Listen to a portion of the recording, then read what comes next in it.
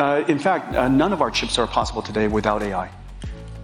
Literally, the H100s we're shipping today was designed with the assistance of a whole lot of AIs. Otherwise, we wouldn't be able to cram so many transistors on a chip or optimize the algorithms to the level that we have. And software can't be written without AI. Chips can't be designed without AI. Nothing's possible. The future belongs to artificial intelligence, and one company holds the key. Its technology powers more than half of the entire AI industry. From self-driving cars to advanced generative AI, this one company has conquered it all. But not everyone is happy with its dominance.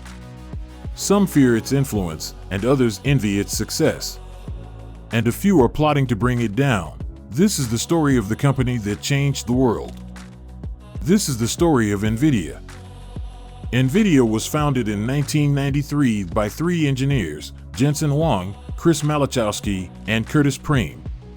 They had a vision of creating a new type of computer chip that could accelerate the rendering of 3D graphics, which was becoming increasingly popular in video games and multimedia applications. They named their company NVIDIA, which stands for NVIDIA, the Latin word for envy.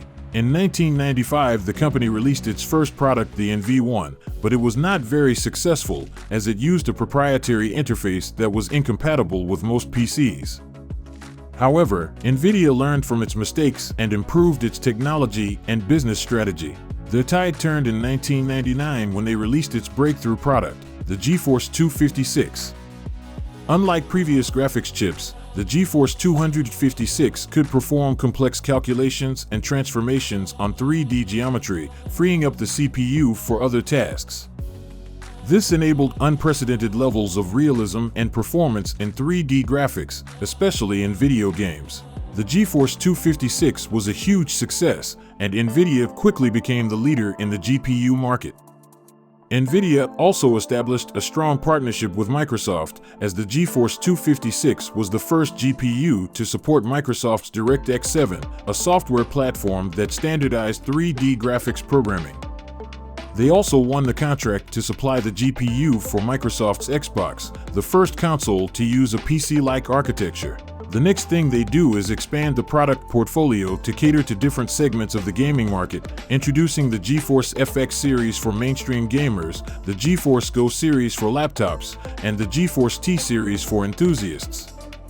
The chips are also popular among multimedia workers for graphic design and video editing purposes. NVIDIA specifically designed the Quadro series for the multimedia market. In the late 2000s, a new phenomenon emerged that would have a significant impact on NVIDIA's business: cryptocurrency mining. Cryptocurrency mining requires a large amount of computing power. And NVIDIA's GPUs turned out to be ideal for cryptocurrency mining, as they could perform many parallel computations faster and more efficiently than CPUs. As a result, many miners started to buy NVIDIA's GPUs in large quantities, creating a huge demand and a shortage of supply. This drove up the prices of NVIDIA's GPUs, making them more expensive and less accessible for gamers. In the 2010s, NVIDIA entered a new and exciting field: artificial intelligence, AI. NVIDIA realized that its GPUs could also be used to accelerate AI, as they could perform many parallel computations faster and more efficiently than CPUs.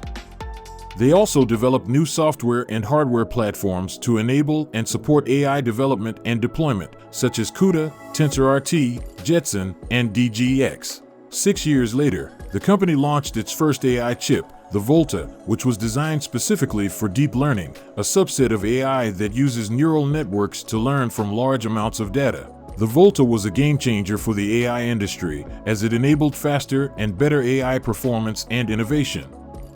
The AI chip was quickly adopted by many leading AI researchers and companies, such as Google, Facebook, and Amazon, who used it to power their AI services and products.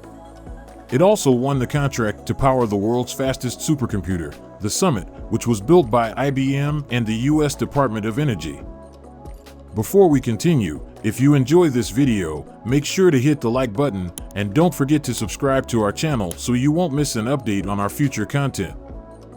NVIDIA's GPUs have enabled many breakthroughs and applications across the AI industry. Among them is OpenAI's GPT-3, which is one of the largest and most powerful language models ever created, with 175 billion parameters. GPT-3 was trained on 10,000 NVIDIA V100 GPUs. The recent model of GPT is estimated to use around 30,000 NVIDIA A100 GPUs. Another one is AlphaFold 2, which is a deep learning system that can predict the 3D structure of proteins, which are the building blocks of life. AlphaFold 2 can solve one of the most important and difficult problems in biology, which is to understand how proteins fold and function. AlphaFold 2 was trained and run on 128 NVIDIA DGX A100 systems. Microsoft uses thousands of NVIDIA GPUs to power its AI supercomputing platform, enabling the Copilot ecosystems. While Alphabet also uses thousands of NVIDIA GPUs to run its Google Cloud platform and its language models such as Lambda and Bard. Over the years, NVIDIA's market value has risen significantly. It had a market capitalization of more than $1 trillion, making it one of the 6 most valuable companies in the world. However, NVIDIA's success in the AI market is not without challenges. The company faces fierce competition from other players in the manufacturing business, such as AMD and Intel. Its biggest customers, such as Microsoft and Amazon, also potential rivals, as both have a dedicated research team in AI chips.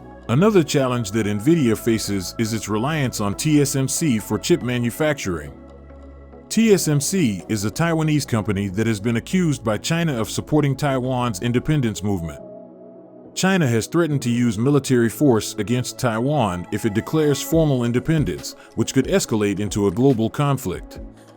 If China do act on its threat, this could disrupt TSMC's operations and affect NVIDIA's ability to produce its chips. Despite these challenges, NVIDIA has some strengths that could help it overcome them.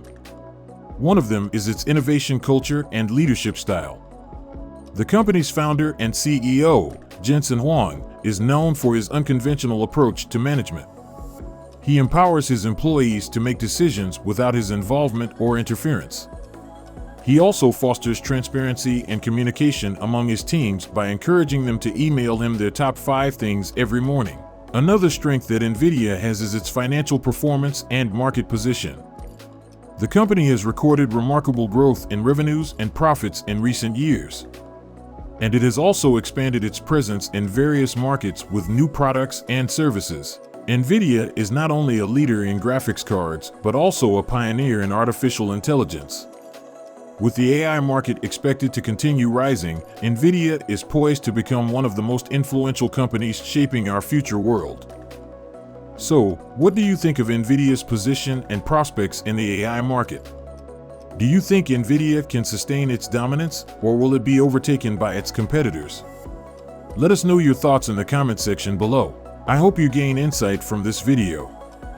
If you like it, please give it a thumbs up and subscribe to our channel for more content on technology, AI, and industry insights.